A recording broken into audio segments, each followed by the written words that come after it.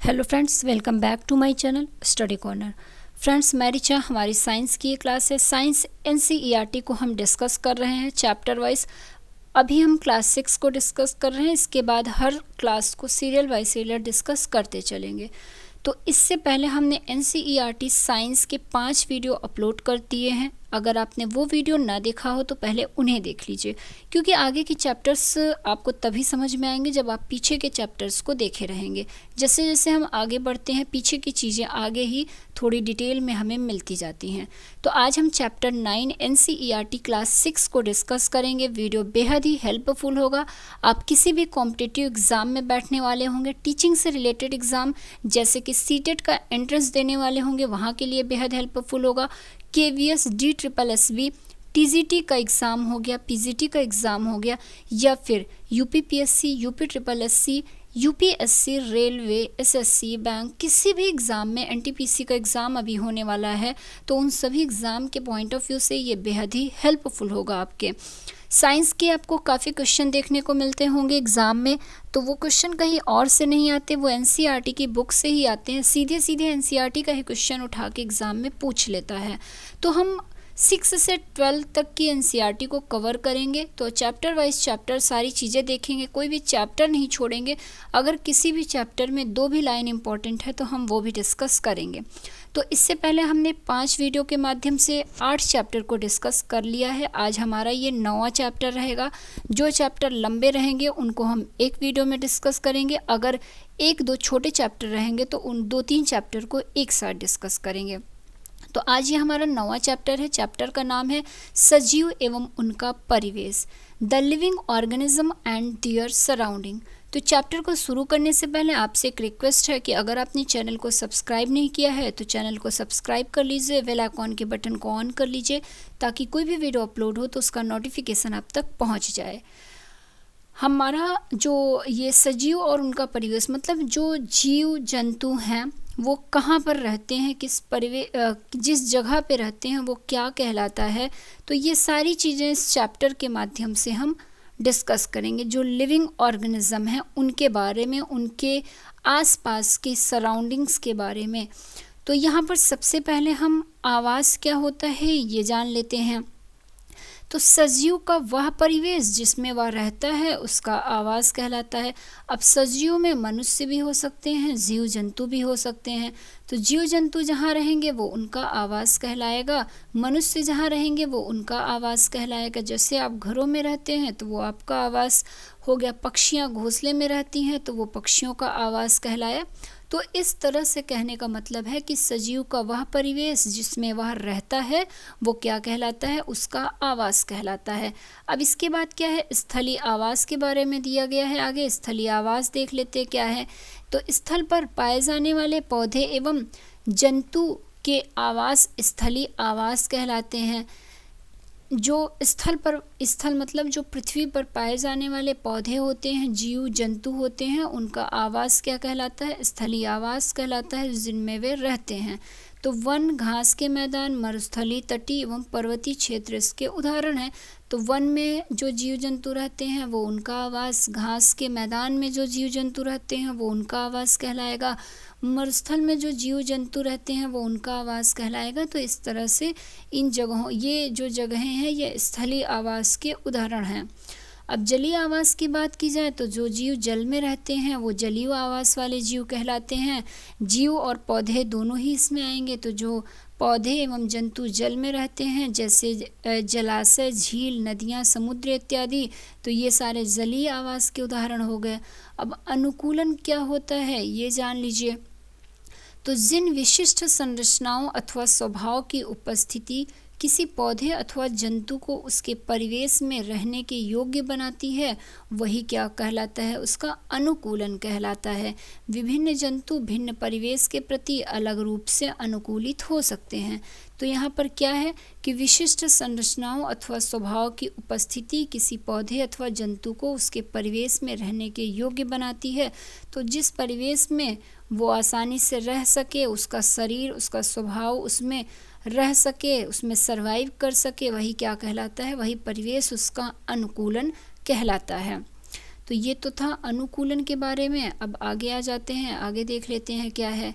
अब आगे बताया गया है कि समुद्र में जंतु तथा पौधे लवणीय जल में रहते हैं तथा श्वसन के लिए जल में विलेय वायु का उपयोग करते हैं। तो अब यहाँ पर जलीय जंतु के परिवेश की बात की जा रही है। तो सबसे पहले जलीय में हमने समुद्र को देखा था, तो समुद्र की बात हो रही है कि समुद्र में जो जंतु तथा पौधे होते हैं वो लवणीय जल में रहते हैं। समुद्र का पानी लवणीय होता है, खारा होता है, आपको ये तो पता होगा आप लोगों को।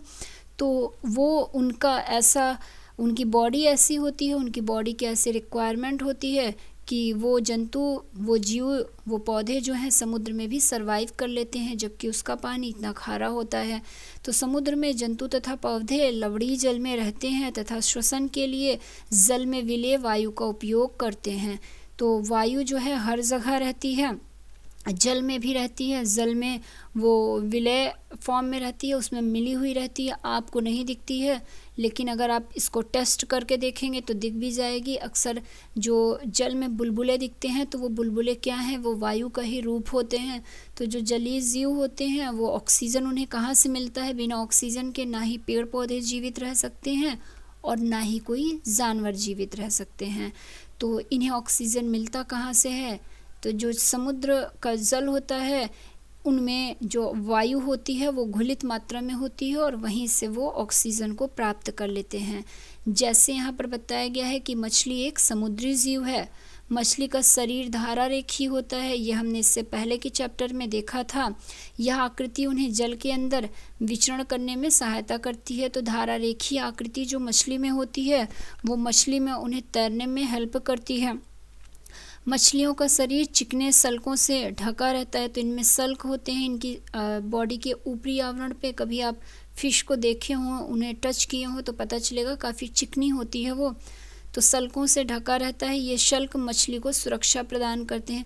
तो ये जो शल्क होते हैं ये फिश की बॉडी को सुरक्षा प्रदान करते हैं, साथ साथ जल में सुगम गति करने में भी सहायता करते हैं।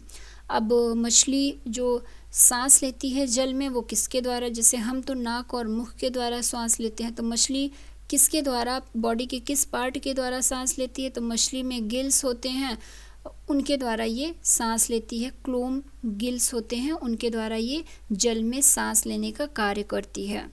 तो यहाँ पर समुद्र में पाए जाने वाले जीव के बारे में था।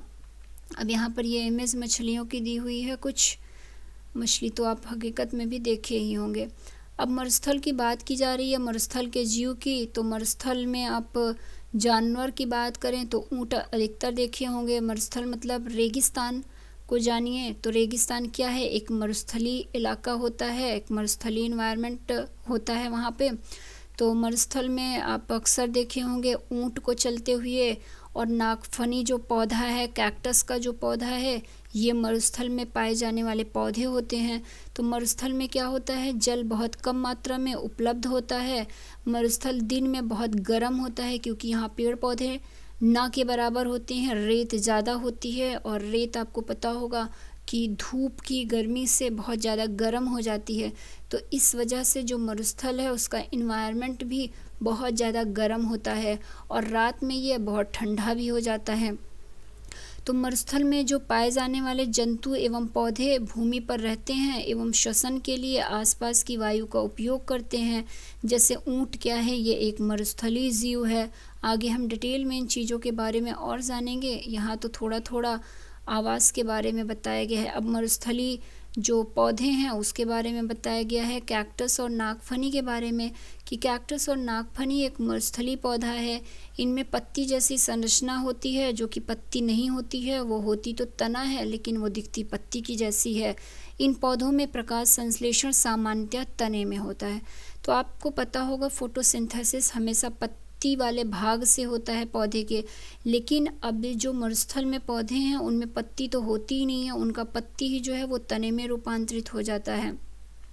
तो मरुस्थलीय पौधों में फोटोसिंथेसिस की प्रोसेस उनके तने के द्वारा होती है। तो ये भी अच्छा क्वेश्चन है और अच्छा पॉइंट है। अधिकतर मरुस्थलीय पौधों की जड़ें जो हैं वो जल का अवशोषण करने के लिए मिट्टी में बहुत गहराई तक चली जाती हैं। तो मरुस्थल में क्या होता है, पानी तो जल्दी मिलता नहीं है, नीचे बहुत गहराई में जाके पानी मिलता है।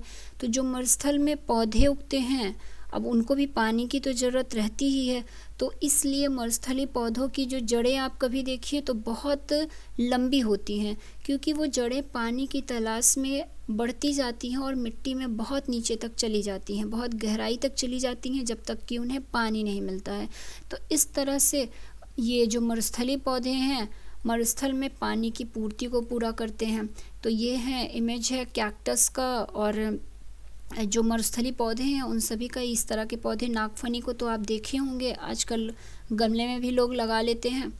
तो ये नागफनी है, कैक्टस है, मरुस्थलीय पौधे का इमेज है। अब जैव घटक को जान लीजिए कि जैव घटक क्या होता है। तो किसी आवास में पाए जाने वाले सभी जीव जैसे कि पौधे एवं जंतु उसके जैव घटक कहलाते हैं। तो अभी तो हमने ऊपर आवास देखा, तो उस आवास में पाए जाने वाले सभी जीव, चाहे वो पेड़ पौधे हों चाहे जंतु हों, सभी जो भी उस आवास के अंतर्गत पाए जाएंगे वही क्या कहलाएंगे, उसके जैव घटक कहलाएंगे। अब अजैव घटक क्या होता है, तो जो जीव हैं, जो सजीव हैं, वो तो हमने जैव घटक के अंतर्गत देख लिया। अब अजैव घटक क्या है, ये सीधे सीधे एग्जाम्पल पूछ लेता है, जैव घटक के अंतर्गत कौन से आते हैं, 4 आपके सामने ऑप्शन दे देगा, उसमें से पूछेगा जैव घटक कौन से और अजैव घटक।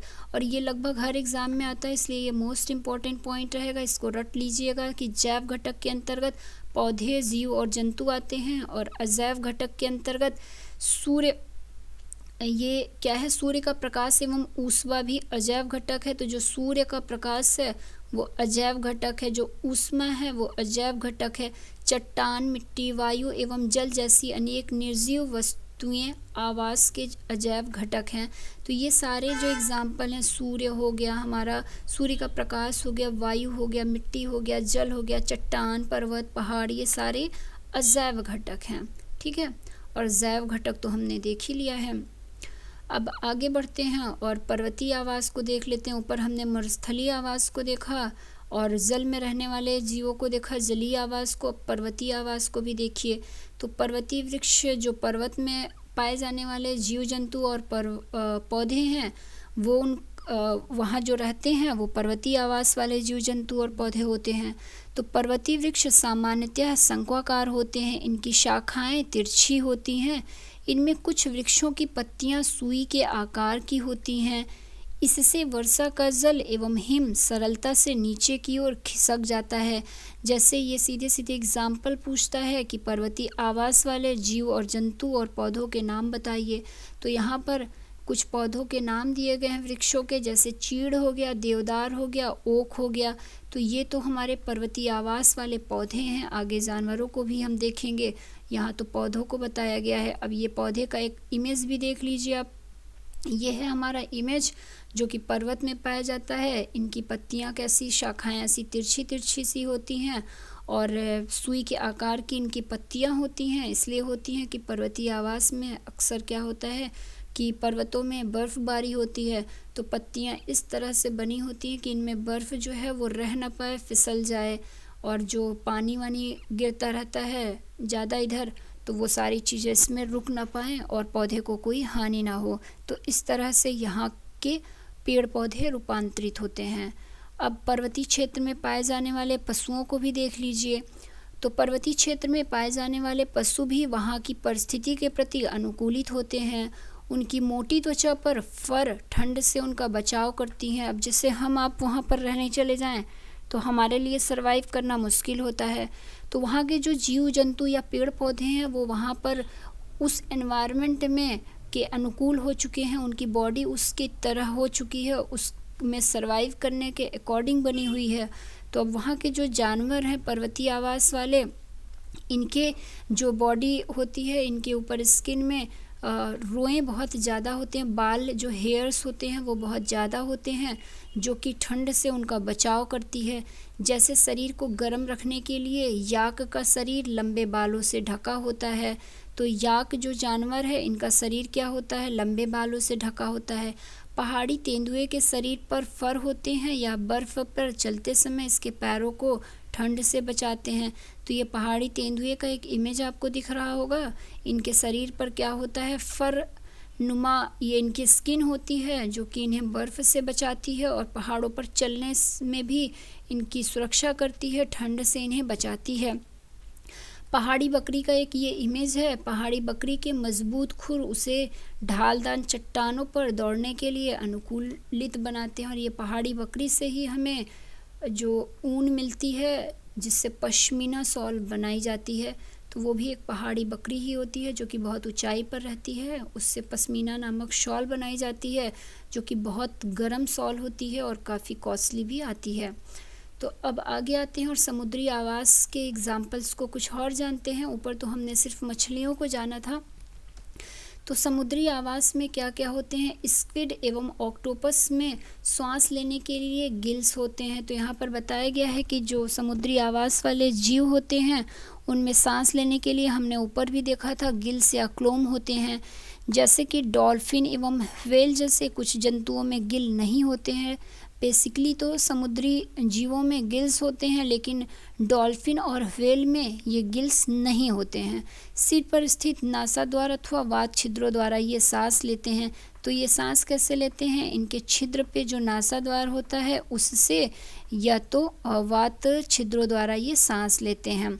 तो यहाँ पर ये एक डॉल्फिन का इमेज दिख रहा होगा, ये समुद्री जीव है। क्रोकोडाइल भी एक समुद्री जीव है। क्रोकोडाइल मतलब मगरमच्छ, देखा होगा आपने। ये ऑक्टोपस है, ये भी एक समुद्री जीव है जो कि समुद्र में मतलब पानी में रहता है। इसके बाद व्हेल हो गया, ये एक व्हेल का इमेज, और ये एक शार्क फिश हो गया। केंचुआ त्वचा द्वारा सांस लेता है। यहाँ पर केंचुए के बारे में बताया गया है कि केंचुआ कैसे सांस लेता है, तो इसकी स्किन के द्वारा ये सांस लेता है। पौधे पत्तियाँ कैसे सांस लेते हैं, तो पौधे पत्तियों पर उपस्थित स्टोमेटा द्वारा ये श्वसन करते हैं। जानवर जो होते हैं, जो जीव होते हैं, जो मनुष्य होते हैं, ये तो अपने नाक के द्वारा सांस लेते हैं, इनमें नाक होती है। मछलियों में हमने देखा बेसिकली ये गिल्स के द्वारा या क्लोम के द्वारा सांस लेती हैं। उसके बाद केंचुए में देखा ये अपने शरीर के त्वचा के द्वारा सांस लेता है। पेड़ पौधों में श्वसन कैसे होता है, तो इनकी पत्तियों में स्टोमेटा पाया जाता है जो कि छिद्रनुमा होता है, इसके द्वारा पौधे की पत्तियां सांस लेती हैं। तो ये था कि कैसे जानवर अपने आवास में सरवाइव करते हैं, उनका आवास क्या होता है और कैसे वो सांस लेते हैं। तो ये हमारा चैप्टर ख़त्म होता है। हमारी एनसीईआरटी में इसमें इतनी ही इम्पॉर्टेंट पॉइंट दिया हुआ था जो कि चीज़ें हमने डिस्कस कर ली है। तो चैप्टर का नाम ही जैसे कि आपको पता था सजीव एवं उनका परिवेश था, तो हमने सजीवों के बारे में जाना और उनके परिवेश के बारे में भी जाना कि वो किस तरह से सरवाइव करते हैं। अब अपने नेक्स्ट चैप्टर में आ जाते हैं, दूसरा वाला भी ख़त्म ही कर लेते हैं। तो अब हमारा चैप्टर का नाम रहेगा 10वां वाला चैप्टर जो कि रहेगा गति एवं दूरियों का मापन। तो अच्छा चैप्टर है, काफ़ी छोटा चैप्टर है, लंबा नहीं है, तो इसको हम डिस्कस कर सकते हैं। तो मोशन एंड मेजरमेंट है ऑफ डिस्टेंस, ये हमारे चैप्टर का नाम है। चैप्टर 10 क्लास 6 एनसीईआरटी का है। क्या है, motion and measurement of distance. तो यहाँ पर मेजरमेंट ऑफ डिस्टेंस के बारे में बताया गया है, चीज़ों को किस तरह से नापते हैं, दूरी को किस तरह से नापा जाता है, ये चीज़ें इस चैप्टर में हम देखेंगे। तो यहाँ पर बताया गया है कि 1790 ईस्वी में एक फ्रांसीसियों ने क्या किया था, मापन की एक मानक प्रणाली की रचना की थी जिसे मैट्रिक पद्धति, मैट्रिक सिस्टम या मीट्री पद्धति कहते हैं। तो ये जो मीट्री पद्धति या मैट्रिक सिस्टम है, इसको किसने बनाया, तो ये फ्रांसीसियों ने बनाया था 1790 ईस्वी में। तो ये चीज़ ध्यान रखिएगा। बाकी ये एक स्केल का इमेज है, ये सभी आप देखे होंगे, तो इससे भी हम नापते ही हैं।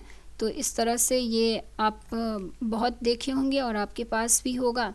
तो आजकल अंतर्राष्ट्रीय मात्रक प्रणाली एसआई का प्रयोग मापन के मानक मात्रक के तौर पर किया जाता है।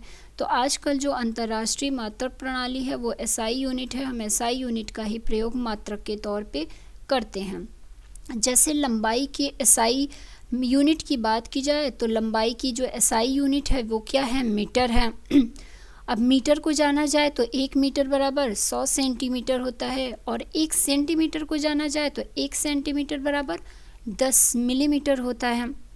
अब ये तो छोटी मोटी दूरियों को मापने के लिए हम इससे माप लेते हैं, लेकिन लंबी दूरियों को मापने के लिए किलोमीटर का प्रयोग किया जाता है। जो छोटी मोटी डिस्टेंस है उसको तो हम मीटर से कैलकुलेट कर लेते हैं, लेकिन जो लंबी डिस्टेंस है अब उसको तो मीटर से नहीं डिस्टेंस कर पाएंगे, तो उसको हम कैसे उस डिस्टेंस को कैसे मापते हैं, तो लंबी दूरियों के मापन के लिए किलोमीटर का प्रयोग करते हैं।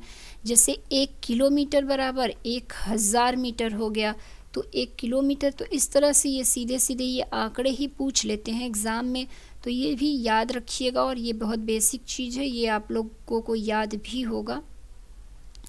अब आगे बढ़ते हैं और आगे देख लेते हैं। अब आगे मोशन या गति के बारे में बताया गया है।